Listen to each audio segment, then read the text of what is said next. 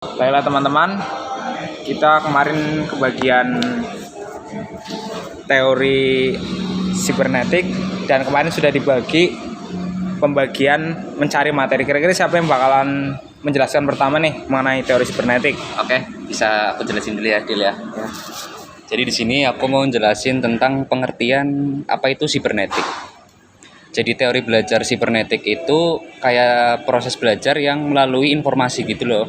Teori ini didasarkan pada komunikasi atau penyampaian informasi antara sistem dan lingkungan. Teori ini juga teori ini menganggap bahwa komputasi tidak hanya dapat digunakan untuk mengolah data, membuat database, presentasi, dan alat komunikasi, tetapi dapat juga digunakan sebagai suatu alat untuk memancing dan meningkatkan kemampuan pemecahan masalah pada peserta didik, untuk menciptakan dan mengembangkan pengetahuan baru peserta didik. Dan teori sibernetik ini adalah teori yang belajar yang mementingkan aspek pengolahan informasi. Teori ini lebih berorientasi pada proses belajar daripada hasil belajar. Bagaimana informasi tersebut dipelajari akan menentukan proses belajar siswa. Gitu. Kira-kira selanjutnya siapa lagi? Mungkin dari aku mau ngejelasin kajian teori sibernetik ini dari beberapa tokoh. Teori sibernetik ini digagas oleh beberapa tokoh, diantaranya adalah Lev and Landa, Pax and Scott. Landa merupakan seorang ahli psikolog yang beraliran sibernetik. Menurut Landa, ada dua macam proses berpikiran, yaitu proses berpikir algoritmik dan proses berpikir heuristik. Untuk proses berpikir algoritmik ini merupakan proses berpikir sistematis, yaitu secara bertahap, linear, konvergen, dan lurus menuju ke satu target tujuan tertentu. Kalau untuk proses berpikir heuristik ini merupakan cara berpikir divergen, menuju ke beberapa target tujuan sekaligus. Memahami suatu konsep yang mengandung arti ganda dan penafsiran biasanya menuntut seseorang anak untuk menggunakan cara berpikir heuristik. Selain Landa, tokoh yang menganut aliran sibernetik ialah Pax and Scott. Menurut mereka ada dua macam cara berpikir dalam pembelajaran, yaitu cara berpikir surrealis dan menyeluruh. Pendekatan surrealis memiliki kesamaan dengan pendekatan algoritmik. Namun sesuatu yang dikatakan sebagai cara berpikir menyeluruh tidak sama dengan cara berpikir heuristik. Cara berpikir menyeluruh ialah berpikir yang cenderung melompat ke depan, langsung ke gambaran lengkap sebuah sistem informasi. Sebagai pengamat sibernetik, Pax dan Scott memiliki pandangan tersendiri mengenai belajar. Menurut kedua tokoh tersebut, proses belajar bergantung pada strategi yang digunakan oleh peserta didik. Tujuan belajar yang dipecah menjadi sub yang lebih kecil agar peserta didik bisa fokus. Dengan demikian, secara ringkas dapat dikatakan bahwa teori sibernetik merupakan teori yang menekankan pada penyampaian informasi. Mungkin itu aja sih dari aku yang kajian teori dari tokohnya. Mungkin boleh dilanjut sama yang lain. Oke, di sini ada asumsi dasar.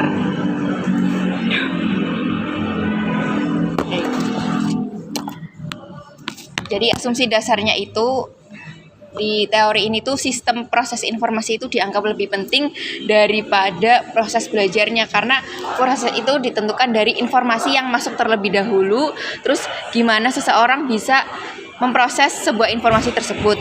Nah, asumsi dasar yang kedua tuh nggak ada proses belajar yang ideal, karena semua orang kan berbeda-beda dalam menyerap informasi tersebut.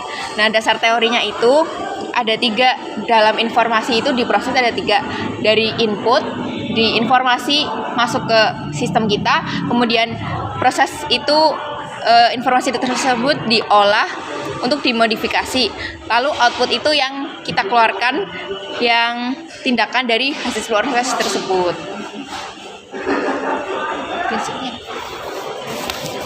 Prinsip. Oke. Lanjut lagi, ada prinsip sibernetik ya teman-teman. Di sini Joy Murray melakukan ringkasan dari beberapa prinsip dari sibernetika.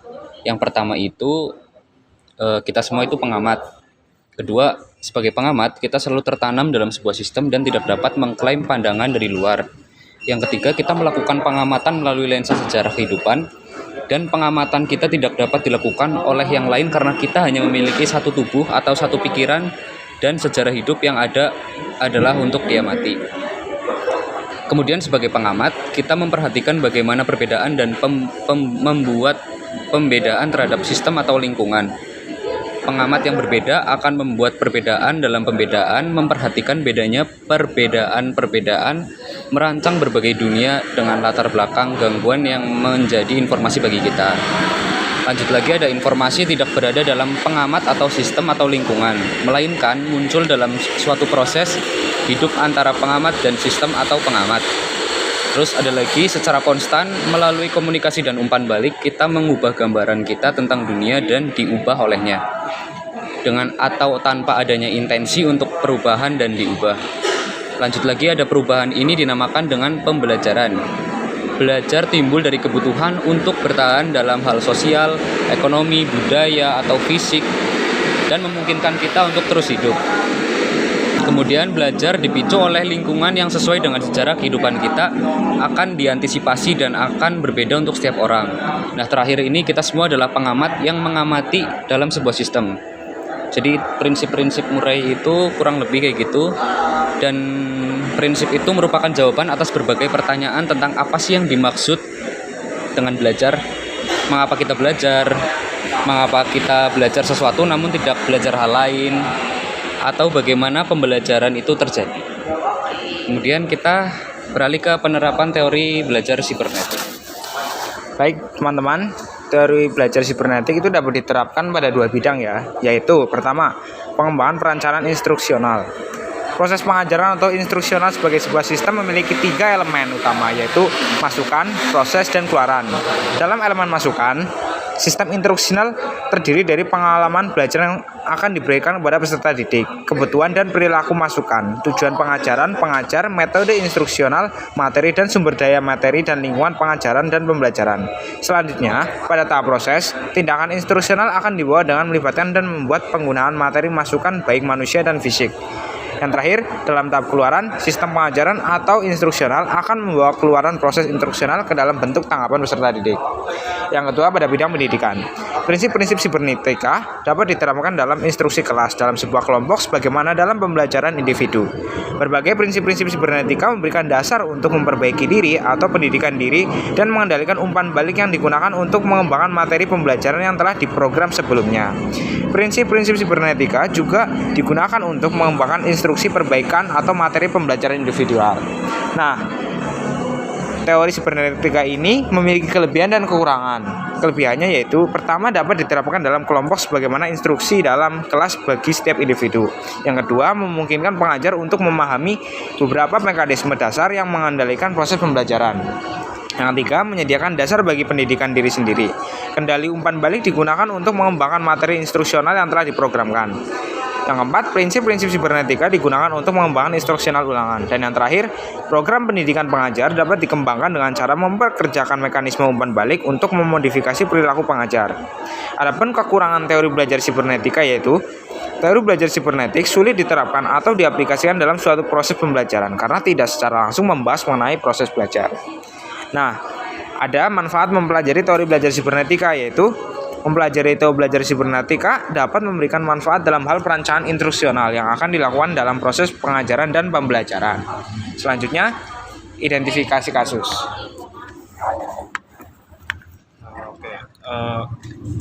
Dari menurutku identifikasi kasus yang masuk buat teori ini itu yang paling dekat dari kita itu ya di pembelajaran di era sekarang ya, di era digital. Karena teori ini kan fokusnya itu pada manajemen sistem informasi, dan tadi itu dijelasin juga ada penerapannya itu ada di dalam bidang pendidikan. Dan jadi kalau menurutku itu pendidikan di era ini kita bisa analisis pakai teori ini.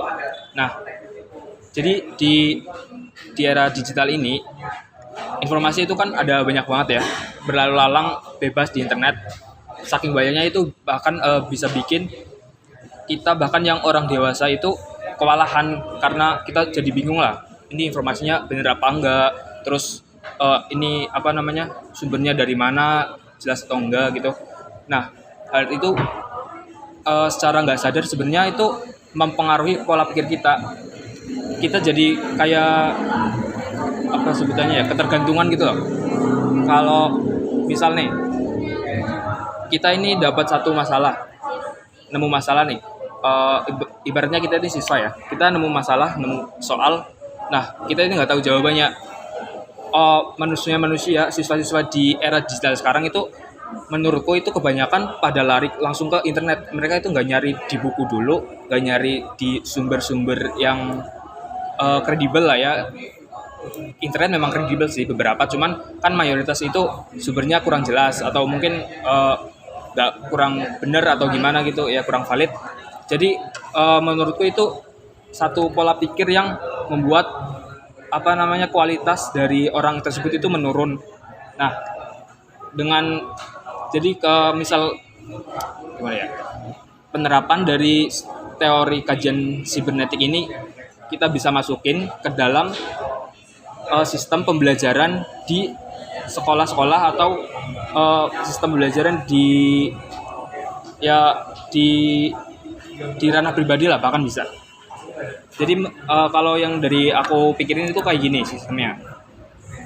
Yang pertama itu ini di sekolah ya, kita bilang bicara di sekolah dulu. Yang pertama itu guru itu menurutku berperan penting banget, karena guru itu di sekolah sampai SMA lah, itu sebagai sumber dari materi-materi siswa.